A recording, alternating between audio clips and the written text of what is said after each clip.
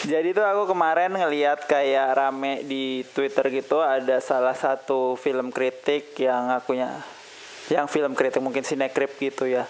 Dia itu film kritik dan dia mau dituntut oleh salah satu film yang dia kritik, dan setelah dia pengen dituntut salah satu film yang dikritik itu ada artikel yang muncul. Artikelnya itu aku bakal taruh di description ya.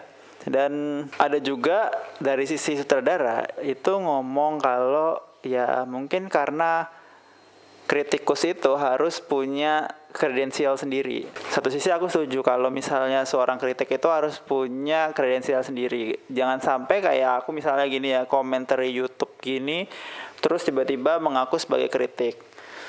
Dan standar itu sih yang benar. Kalau misalnya, kalau kalian tahu ya, di YouTube banyak banget film-film kritik yang menyebar gitu, dan film kritik yang baik itu emang bagus banget di YouTube ini kita lihat, dan itu kayak seni tersendiri untuk bikin suatu kritik yang enak buat ditonton atau yang menyenangkan buat dilihat. Dan seorang kritik tuh ya harus tahu kalau misalnya kenapa cerita bisa berjalan, kenapa film A works, kenapa film B nggak works, kenapa padahal mungkin temanya sama, semuanya sama, tapi kenapa A works, B nggak works itu.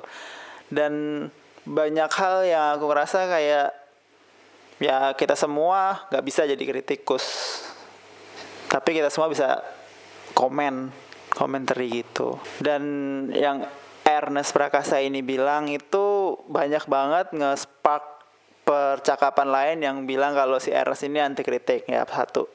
Padahal dia cuma mempertanyakan soal kritik itu, tapi di masalahnya ini adalah si kritikusnya itu, atau mungkin bagi Ernest bukan kritikusnya itu diancam, dituntut karena menyebabkan kerugian. Dan yang aku pikir sih ya terserah deh, kalau kamu tuh mau kritik kayak atau bukan kritik, atau kamu cuman komentari, atau kamu tuh apalah pokoknya cuman ngupdate status di Twitter gitu, menurutku ya nggak seharusnya kita dituntut ganti rugi atau mungkin pelecehan atau apa kayak gitu karena satu hal yang selera kita coba sampein di suatu film itu. Jadi menurut aku yang penting itu ya kebebasan kita untuk mengeluarkan pendapat kita soal film. Kayak aku misalnya gak suka banget sama film-film musical kayak Les Miserables atau sama film Across the Universe. Itu kan film-film yang pakai tema musical gitu ya, aku gak suka banget. Tapi aku suka film India musical gitu. Jadinya aku nggak tahu ya berhak atau enggak, cuman aku mungkin nggak bisa jadi kritikus karena nggak bisa mendapatkan essence apa itu film-film kayak gitu.